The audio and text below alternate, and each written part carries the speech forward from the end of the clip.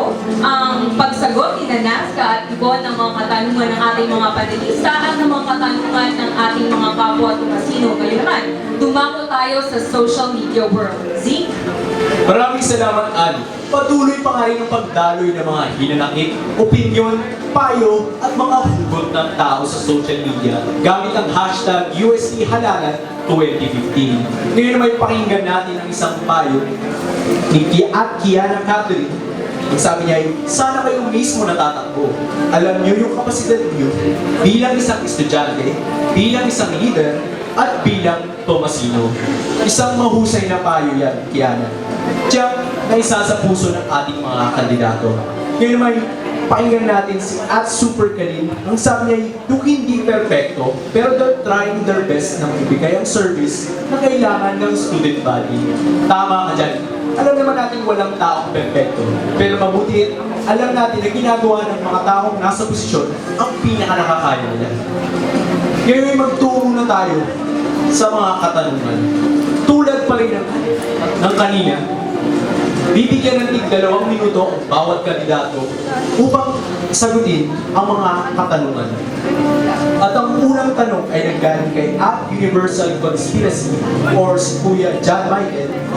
Ang tanong niya ay, how will you convince an apathetic Tomasian student to vote for the upcoming CSC elections?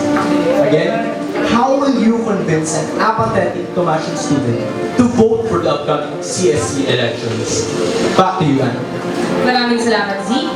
Ang mauunang sasagot nito ay si Nazca. 2 minuto para sa iyo.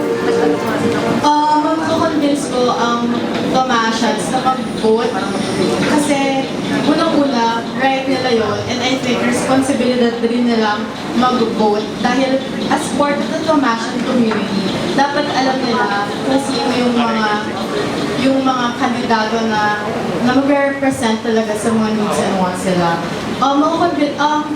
Naturally, it's not really up to me kung mag-vote sila or not. Pero gusto ko lang sabihin sa kanila na right and responsibility nila yun. And sana magampanan nila yung responsibility.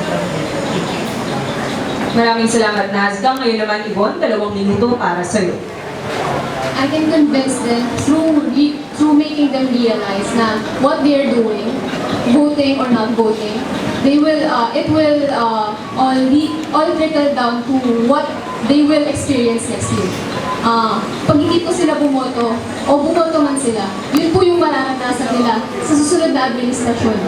And alam ko po, bilang Tomasino, aware po dapat tayo, bilang Tomasino, bilang estudyante rin. Kasi po, tayo po yung makaka-experience ng lahat ng mangyayari ngayon. Lahat po ng ginagawa natin, babalik po sa atin. Yun, maraming salamat. Maraming salamat, Yvonne, at maraming salamat rin sa nagpadala ng kanyang katanungan. Zeke, ano naman ang pangalawang katanungan? Para sa ikalawang katanungan, nanggaling ito kay @Vanilla Cupway o si Rika, at ang kanyang tanong ay, what's the edge of your platforms that you think is an important must-have of the Tomasian community? Again, what's the edge of your platforms that you think is an important must-have for the Tomasian community? Back to you, Ann. Maraming salamat. Ngayon naman, ang unang sasagot ng katanungang iyan ay si Yvonne. 2 minuto. Go! I keep on reiterating my platform, which is intensifying Tomasian societal awareness. One of my projects po is Scraps at Libro Ko Kinabukasan Mo campaign. The difference of this project is that ang beneficiary po natin as street children around UST.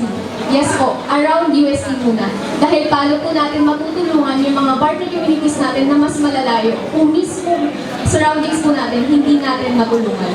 Ito po yung edge ko.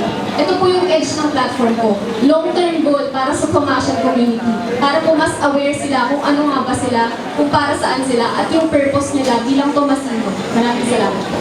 Maraming salamat, Yvonne. Kayo naman, Nazca, 2 minuto. Basically, yung dalawang yung platform ko, which is student empowerment and environmental protection. I think po na necessity ito dahil sa student empowerment ko po, meron akong projects na makakatulong sa lahat ng tao para mag-voice out nga yung concerns nila dito sa Tomasian Youth Parliament.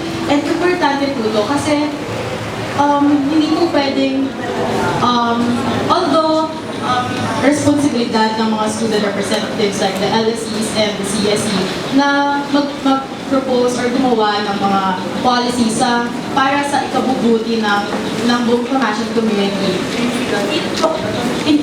Naniniwala po ako na necessity na mag-voice out din mismo mula sa mga estudyante kung ano yung mga kailangang gawat mga solusyon. And yun nga, gusto ko po kasi ng participative governance. Another is the environmental protection. Necessity naman po to sa lahat ng lugar, hindi lang sa Tomasian community. Dahil, again, it is both our right and our responsibility to take good care of the environment. Dahil, meron tayong right para i-enjoy natin ang we have the right to enjoy the environment, katulad kung paano na-enjoy ng mga parents natin and those before them. And meron din tayong responsibility na to keep it that way para ma-enjoy din natin yung right na to and para dun sa mga future generations na para ma-enjoy din na rin to. Yun lang. Maraming salamat, Nazga. At maraming salamat rin sa lahat ng nakiisa sa atin sa social media gamit ang hashtag na UST Halalan 2015. Para naman sa huling bahagi ng harapan ngayong hapon, bibigyan natin ng pagkakataon ang bawat kandidato na magbatuhan ng kanilang mga katanungan para sa isa't isa. Paalala lamang na meron lamang kayong hanggang 3 katanungan para sa isa't isa. Ang unang magtatanong ay si Ibo. In the Tomasian Open Parliament, Tomasian Youth Parliament, what is the very first step that you should do in materializing such project?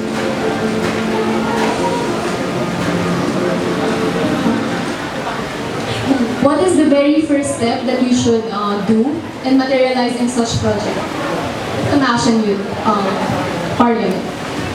Well, basically, yung unang-unang gagawin ko para ma-implement to is ipasa yung project proposals ko sa OSA, pero from there, if na-approve na, then sunod-sunod na yung process para mapasa. Maraming salamat, Nazga. Ngayon naman ang iyong katanungan para kay Ibo. Ano yung view mo sa isang political party? A political party has principles and ideas. Pag nasa isang political party ka, you should embody those ideas and principles. The way you run, the way you talk, the way you communicate with people, makikita yun. Maraming salamat, Ibo. Ngayon naman ang iyong katanungan para kay Nazga. Pangalawang katanungan. On the very first question, tinanong nila na, sinigurado nila na hindi natin gagawin training round ng CSC. But then, in your answer a while ago, I kept on hearing the aalamin. Aalamin 3 times. You said the word aalamin 3 times. Isn't it as clear as saying, hindi mo pa alam kung ano yung sistema ng CSC? Nazga. Oo, hindi ko pa fully grasp kung yung sistema ng CSE. Pero alam ko na willing akong matutunan ang mga ito. At I think na isa yun sa strengths ko kasi willing ako and alam ko gagawin ko. Maraming salamat. Ngayon naman ang iyong pangalawang katanungan para kay Ibo. Bakit ka nag-run as an independent? Thank you for that question. Last year, I ran as the secretary of the AB Student Council, but then I lost. I ran under Students Democratic Party. And Students Democratic Party is a college-based political party. We all know that. And this is a university-wide scope. I cannot bear their name. I am not denouncing my membership in the Students Democratic Party. That's why I ran as an independent. Thank you. Maraming salamat. At ang iyong huling katanungan para kay Nazga, meron pa ba? I don't have any more questions. Ikaw, Nazga, meron ka pa bang huling katanungan para kay Ibon? Wala. Maraming salamat sa inyong dalawa. At yan nga mga Tomasino ang palitan ng mga kasagutan at opinyon ng ating dalawang kumakandidato para sa pagkasekretary. Muli nagpapasalamat kami sa lahat ng nakisa sa amin gamit ang hashtag na UST Halalan 2015 sa aming Twitter account na @TomcatUST at ang @UST Comelec. Muli ako po si Ann Nethercott, makiisa, makialam at makibahagi sa taong ng talakayan sa pagitan ng dalawang kandidato para sa taong ito. Handog sa inyo ng UST Central Comelec at ng Tomasian Cable Television, ito ang Harapan 2015.